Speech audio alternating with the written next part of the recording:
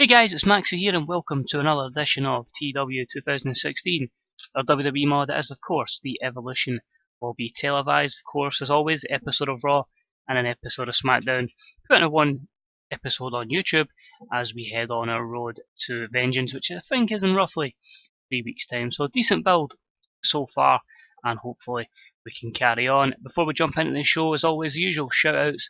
Thanks for taking time out of your day for watching the video. I hope you do enjoy it. Any comments on the series, your own saves, let us know how you're getting on.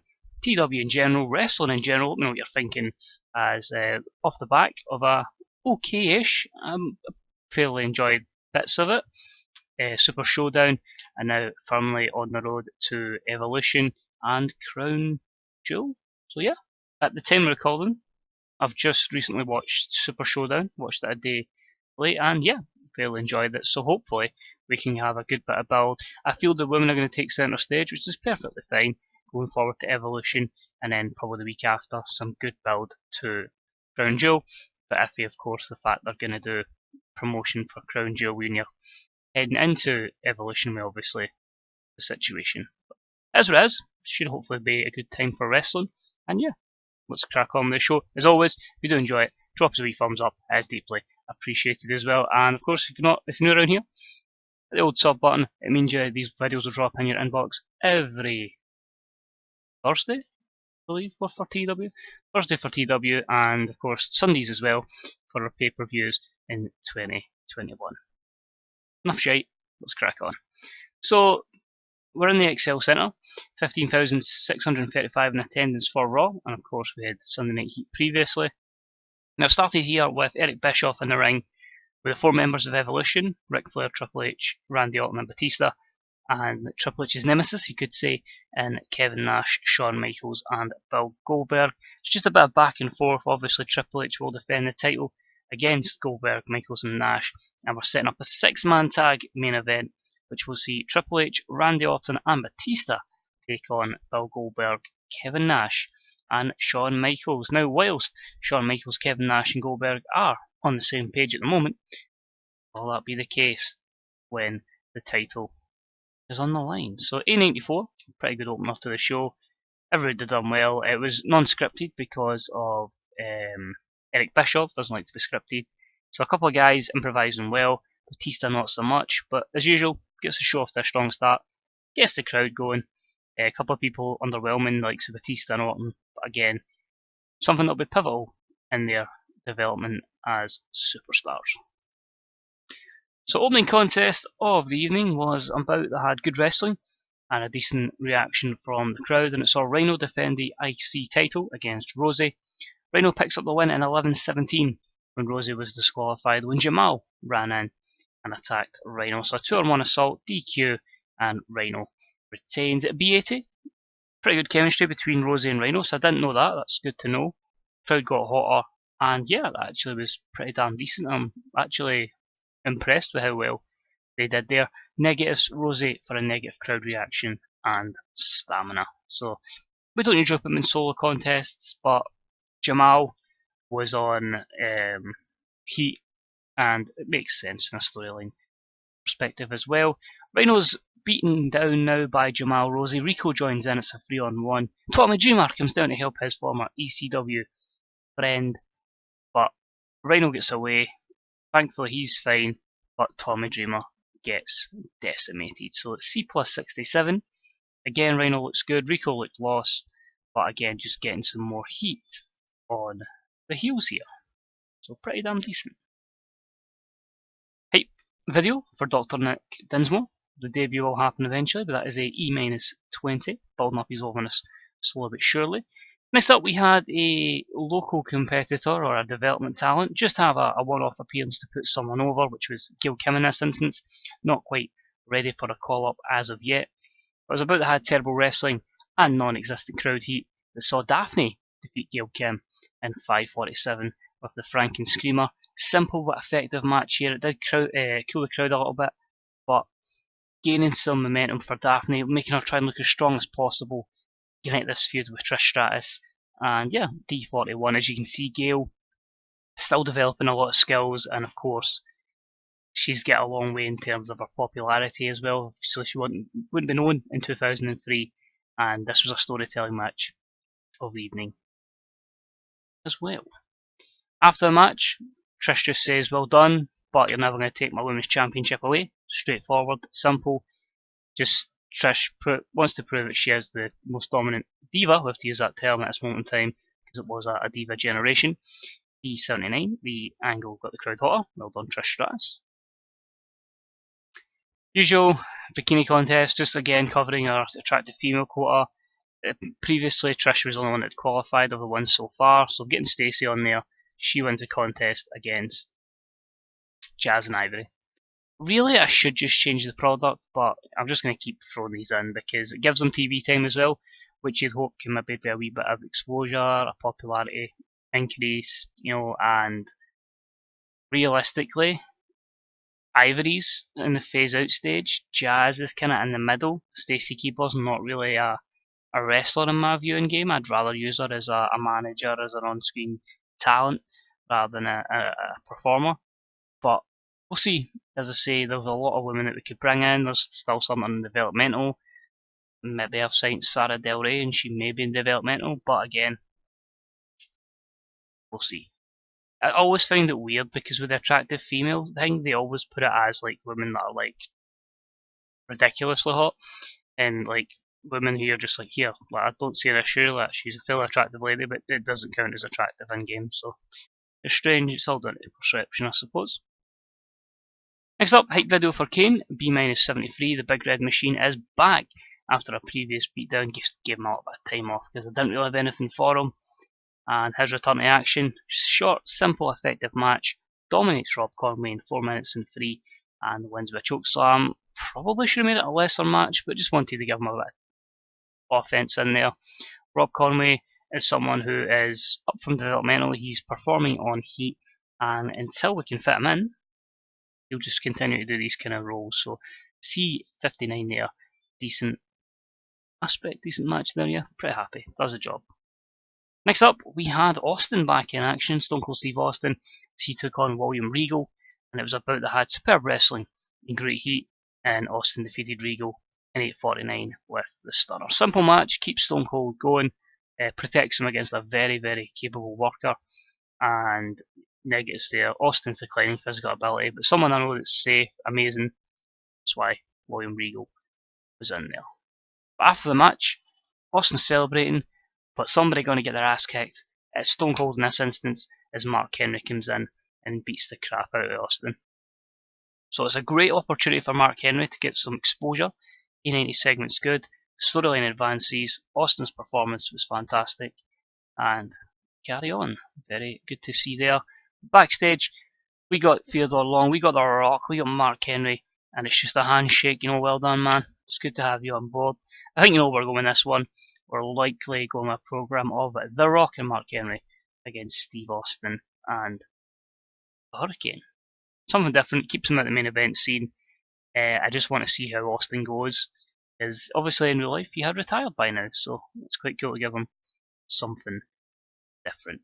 Promo from Chris Jericho, which is wild. That's only a C+66 because in real life Jericho nails, or not even real life, in more modern mods, Jericho, and quite rightly, nails 90 plus promos all the time. But he's just really hyping up this whole situation with Christian and Sean O'Haire and the injured Christopher Nowinski as well. And he takes on Sean O'Haire. He does defeat Sean O'Haire, but we've got to again look and keep Sean O'Haire strong. So the win is by count out in 12 minutes and 13. So a B-76 is not bad. Jericho getting back into the swing of things after his injury inflicted by Jeff Hardy. Sean O'Haire a 54, slowly but surely building him up. And yeah, overall negative was morale and the gimmick of Y2J. Next up, we've got big sexy Kevin Nash, a promo from him, just really talking up his chances of, beating up Triple H. He just wants to win the championship. He hasn't been the champion in WWE since, I want to say, 95, 96. I don't know. I didn't watch wrestling when I was in that stage of my life. I didn't watch wrestling in 97, so I know it was round about then Nash was champion as Diesel. So he's just really referencing that his former self, and of course, completely ignoring anything that happened in WCW. In the show, exceptional matchup, and the win goes to Triple H, Batista and Randy Orton. They get the win over Goldberg, Michaels and Nash in 15:31 when Triple H defeats Kevin Nash with a pedigree, following a distraction from Ric Flair. So B78 is not too bad. It's a big win for Batista and Orton. Again, you can see now their ring performances, their skill level and popularity meshing together is now getting them to the 70s. Again, slowly but surely that will jump up to mid-70s, then 80s as we head towards the main event. But I say it's a long process, nothing we want to do very quickly. Remember, of course, Orton didn't win the title till August 2004. So realistically, yet another year for him and maybe a bit longer for Batista. But it does its job, a good win for the heels here. And it makes you think, maybe Triple H has got a chance. But we did have to keep Kevin Nash strong. But as I say, he's just using his willingness to put people over. Fairly decent show, a B+84, so that's certainly something to be happy with, and it increases our popularity in 15 regions. So perfect. The company continues to grow. The storylines are progressing nicely. Hopefully, as I say, we have a good SmackDown as well, and we can put together a very good Vengeance. Let's have a little look. Matt Striker, the other Striker. WWE Raw was fantastic reviews.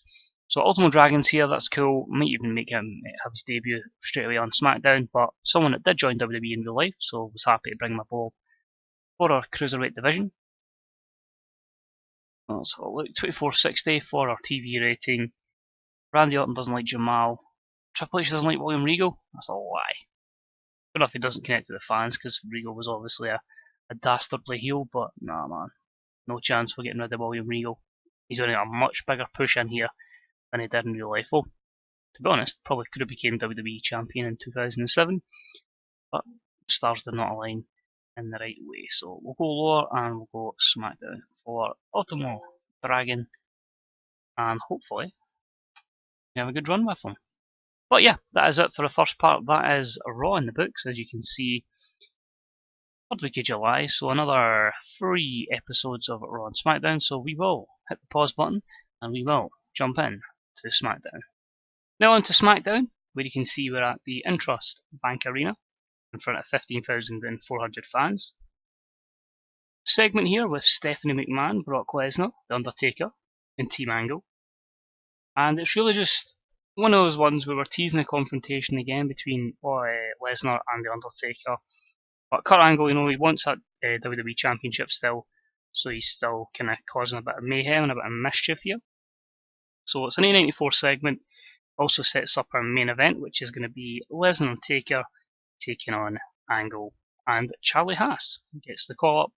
Usual, the people you'd expect do well without a script, and the likes of Haas and Benjamin. Well, no, actually Benjamin done well. Haas not so much, but it was a strong start to the show, and it got the crowd hotter. So the segment advances and it gains some heat as well. So pretty happy, good start. And we move on, not quite ready for a turn as of yet. An extremely short match saw Billy Gunn defeat Johnny Stamboli in 5:27 with the Famouso, 3+51. Billy Gunn, decent performance. Johnny Stamboli, a little bit poorer, but it is all about gaining some momentum for Billy Gunn and possibly teasing a match in the future against former tag team partner Chuck Palumbo. Hyping up Kid Cash, his debut will be soon as a D-40. I'd actually planned to debut him this week, but however his lack of willingness meant I felt that a few hype vignettes were probably the best way to go before he arrives. But we have Rey Mysterio coming down to ring, continuing with the Cruiserweight division. He's going to do a bit of scouting in this next match as Matt Hardy's in it. It's a B79 for Ray at guest commentary. And it's a decent matchup, which saw Cruiserweights plus Eddie Guerrero get involved just to put on a good match. And Eddie Guerrero defeats Billy Kidman and Matt Hardy in 12:15 when Eddie defeats Kidman with the Frog Splash. B-71 is not too bad. Billy was struggling to keep up with everyone else's performance, but Eddie and Matt were good. Matt was off his game.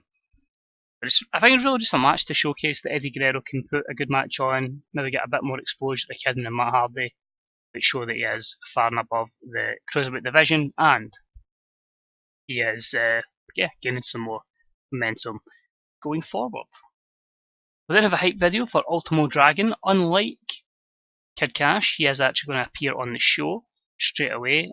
For some reason he gets a lower rating, but he had more overness, so it doesn't really make sense, but as what it is, a D-36 for Ultimo Dragon making his debut. Before he comes to the ring though, Jamie Noble comes out and he just says, you know, what's all this hype about Ultimo Dragon? Why is he getting hype? Why is he getting promos? Where's Jamie Noble's hype videos? Where's my promo time? So I'm challenging Ultimo Dragon to his first match. So C-, 58, Jamie Noble does Jamie Noble things. The match, unfortunately, didn't have much heat and a terrible wrestling. Ultimo Dragon defeats Jamie Noble in 8:24 with a sigh DDT. D44's poor. Ultimo Dragon debuted his martial arts gimmick, that's cool, average rating. Both guys didn't click, which unfortunately led to a poor match that killed the crowd a little, but a 41 for Ultimo Dragon and a 42 for Jamie Noble. It adds depth to the cruiserweight division, so I'm happy with that, and we'll see how Ultimo Dragon maybe does against other opponents. Backstage, we see Jamie Noble walking back, holding his head. We just see Hulk Hogan laughing at him and say, well, brother, you know, you need to stop challenging folk that you're not quite ready for. As I said, you're just going to get yourself in more trouble. So Jamie Noble just moans a little bit before he then walks off begrudgingly. So B79. But as Jamie turns around the corner, we see Kurt Angle. And Kurt Angle's like, good, keep trying to get under Hulkster's skin. I need to get some revenge for Team Angle. So is Kurt Angle's focus firmly on the match tonight, or is he looking to do his friends a little bit of a help after their recent struggles with Hulk Hogan? So B-73, got the crowd hot again. Jamie Noble was poor, but again, put him in a segment with Kurt Angle should help him. Then get a promo with JBL, again pushing over the JBL character, just saying, you know, ever since I've come true to who I am, I've done nothing but win. And it just shows that money makes everything better. So really promoting that character. Got the crowd hot again with a B+85. His match was against Tajiri. Quick win, 8:36 by pinfall.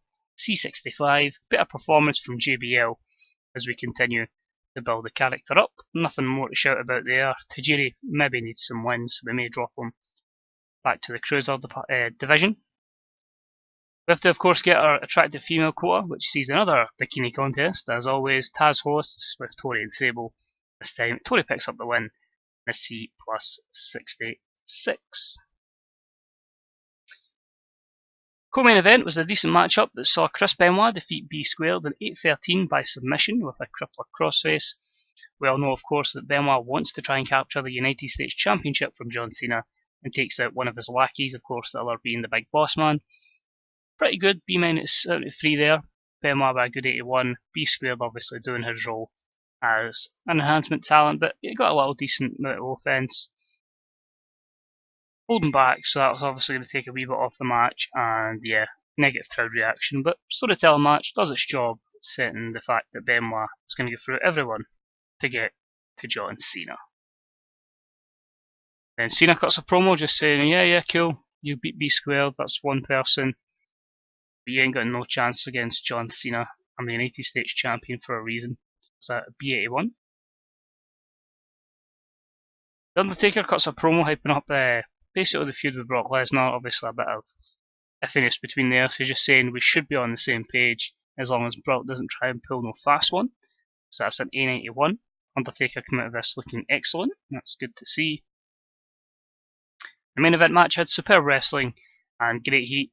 Lesnar and Undertaker defeat Angle and Haas in 15:10 when Undertaker defeated Charlie Haas with the Tombstone. Charlie Haas a weak link, but three great performances there. Taker, Lesnar and Angle all in the 90s. Charlie Haas in the 60s, so a long way to go for him, but overall I'm pretty happy with that. As I said, it doesn't go over the 16-minute mark, and we finished the show with a brawl between Lesnar and Taker, because obviously Taker's done his bit. He's barely tagged Brock in. He's took the win away from Brock, and Brock got pissed. So ends the feud, ends the show with A92. Don't turn Brock heel just yet, and we finished the show with a B+84, increasing your popularity in 15 regions. I couldn't find anywhere to put Edge in, but he will still pretty much be a part of that Kurt Angle thing with a few wins over him. So we may look to probably go triple threat, although if I can find a fourth person, we may look to go a fatal four-way in there, maybe a potential #1 contendership for the WWE Championship. So a good show, gets the company going forward again with more momentum and popularity again. We'll head into the main screen to see what else we can see. Kirby Mac goes to TNA. Tiny Mouse is a hot property. And SmackDown got fantastic reviews. Shawn Michaels signs a new 2-year contract. Man, won't be going anywhere soon. We're looking to get the same done for Billy Gunn. Bossman wants some wins. Hogan's going to hit B squared. Undertaker doesn't like the Bossman. I kind of liked the big Bossman, man. He was quality back in the day. But yeah, not going to fire any of them. They're both good hands to have. But yeah, overall, pretty good show. Happy with that. Helps us go forward. And we are now 3 weeks away from Vengeance. So, we've obviously got a good few things to look forward to. A couple of people to turn heel and properly put that card together in the next 3 weeks. So as always, thanks for watching. It's much appreciated. Take the time of your day to watch a video. Hope you enjoyed it. Remember, these videos drop every Thursday, and the WWE 2022 will be going into it. It's 2021 just now, but it's booked into 2022. I've booked up to WrestleMania. I decided it was good to just hammer through a lot of episodes back to back to keep the momentum going and get the storyline strong. So after Mania, take a little break from it, fresh ideas, and it means the save can continue in a great light. So yeah, hopefully you guys are looking forward to that. I don't know what video's next, but yeah, we're heading into close to Rumble season. Might be December's pay-per-view, I'm not too sure. But yeah, just for watching, much appreciated, and hopefully I'll see you next week. Take it easy, and goodbye.